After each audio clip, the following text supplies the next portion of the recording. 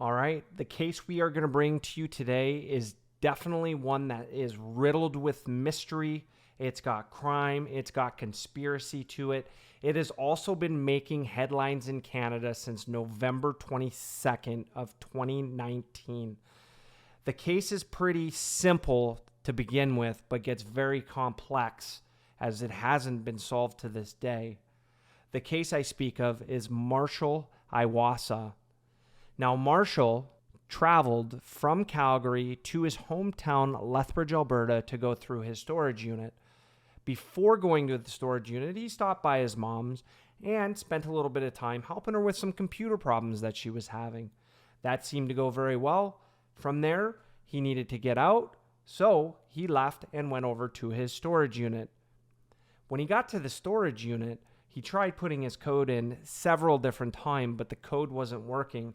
What Marshall didn't know was that the storage unit was closed from 11 to 6 a.m. So Marshall had to wait what we assume was in the parking lot in his truck until 6 a.m. and that storage unit opened up. Now, what we do know is that Marshall was in his storage unit from 6 a.m. to approximately 8:24 a.m., where the storage unit was locked up and the code was used to make sure that it was secure. Now, that's where the story gets a little bit more complicated, because after 8:24 p.m., nobody has heard or seen from Marshall. All right, before I continue on, there's a couple of things I would like you folks to do. First and foremost, I want to welcome you back to the channel, my conspirators, to Conspiracy and Crime, narrated by myself, Tim Solberg, and I would definitely like to earn your business and your trust to get that subscribe, that like, and hopefully a few comments down below so we can talk through some of the crimes and conspiracies that we've talked about on the channel. The other thing I would also like to see you do is throw out a hashtag for Marshal Iwaasa on any of your social medias, especially if you live in Canada. This case takes place over two separate provinces, the province of Alberta and the province of BC, and there's about a 15-hour or 1,400 kilometer difference from the last place that Marshall was seen to where they found his truck, and we're going to jump right into that right now. All right, so here's the deal, folks. On November 17th, leading into November 18th, essentially, Marshall had went over to his storage unit. Everything seems kosher up to that point, right?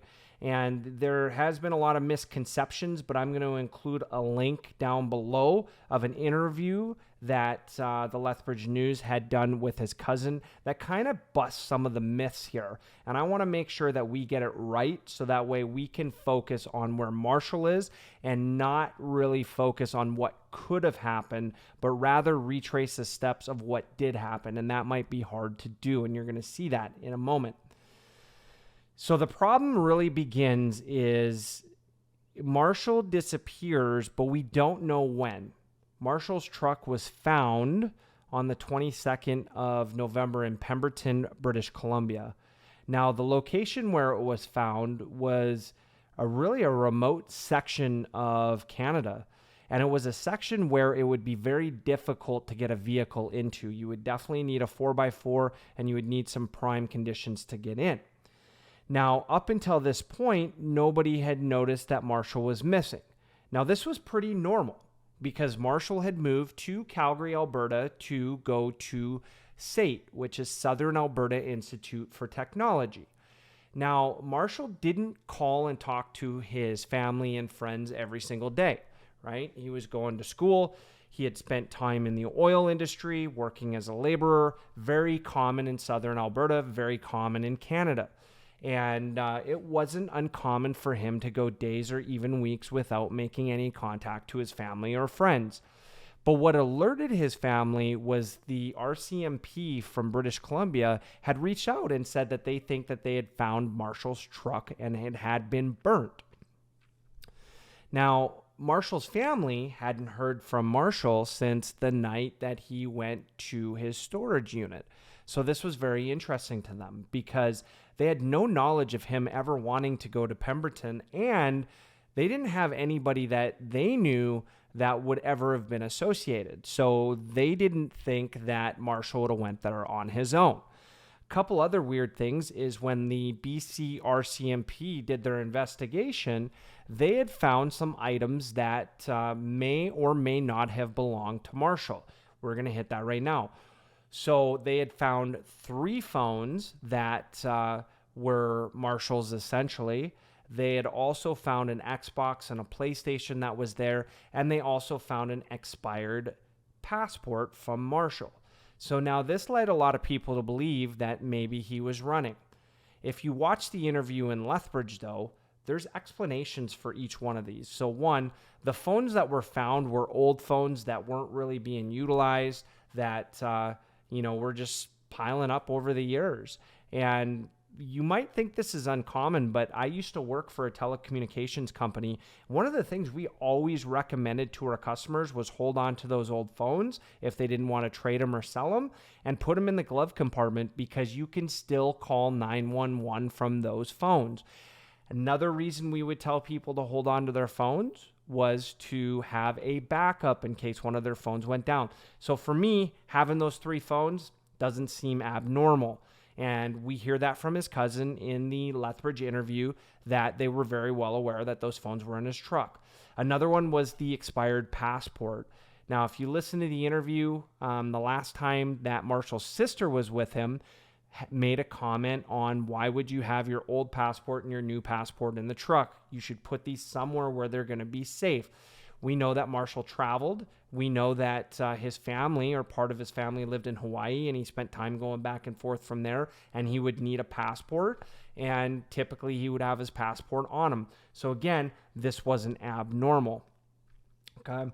The Xbox and the PlayStation originally were thought to be his, but when his sister went and checked out the apartment, or the basement suite, that he had in Calgary, Alberta, she had found that there was actually a PlayStation and Xbox that was found in his apartment, and they were found to be his. Now, originally, they thought that those items were items that were with Marshall and that they were his, and maybe they were left at the scene. There hasn't been an update from the BCRCMP of who those may belong to, but as it stands right now, they don't belong to Marshall. So that was kind of an interesting play on all of that. A couple other things that we really want to look at is there was things that were missing that they haven't seen or heard from since they've seen Marshall on the 17th of 2019. One, his most current phone is still missing to this day. Another one, his wallet is missing. That is pretty interesting as well, right? And then the biggest one is he's missing, and the clothes he was wearing that day are missing, right? He had a green hoodie, he had black pants on, red hat, and that was all missing as well. And nothing was around the truck.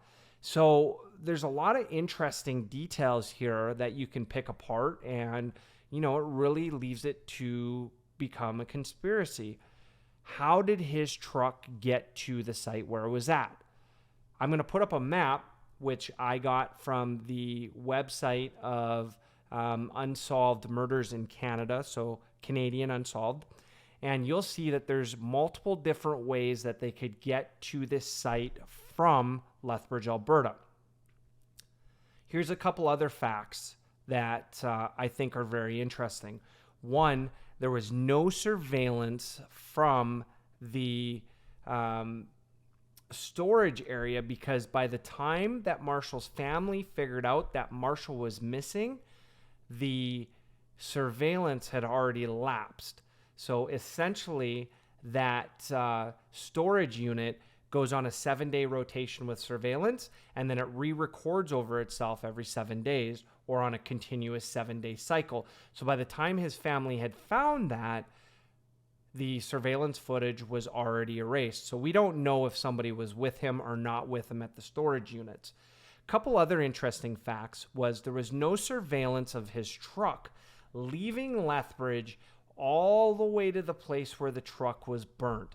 That is 14 hours, or essentially 1,400 kilometers, where we don't have one piece of surveillance or a picture that shows his truck getting gassed up at any locations on the way there. Now, keep in mind, I just showed you the map of how many different ways there was, and it would be hard to track that down. But because of the delay in the missing persons report, that means that they just don't have the surveillance for that.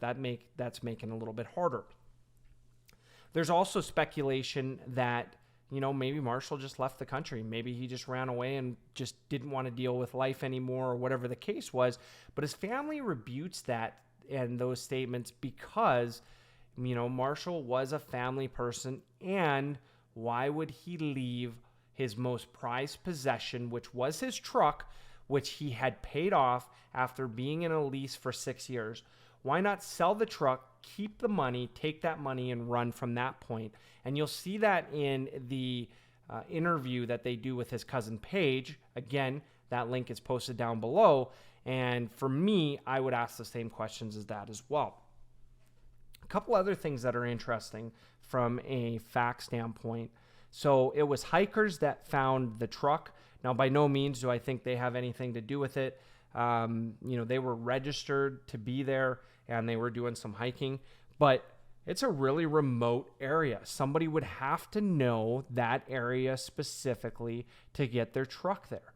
And even if they don't ever hike back there, what were they doing in that area? A little bit more remote, a little bit smaller. There is a reason, or there is something that's tying them back to that area. Now, you're saying them as in you think that something has happened to Marshall. Yes, I absolutely do. I don't know what would have happened to Marshall. I think that somewhere along the lines, after he left the storage unit, he may have been on his way back to Calgary. Maybe he stopped to pick somebody up. Maybe he knew that somebody, maybe he didn't.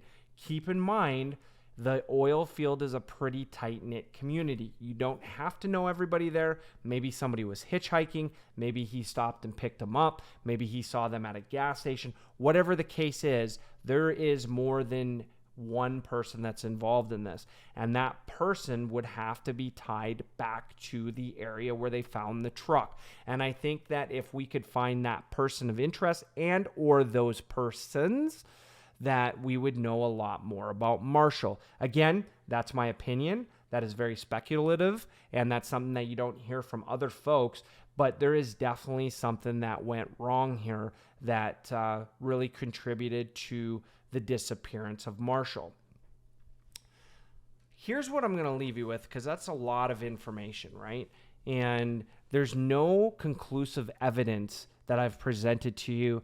I'm just giving you the basic facts of the case to really bring some visual and some attention to this case to try to keep it ongoing.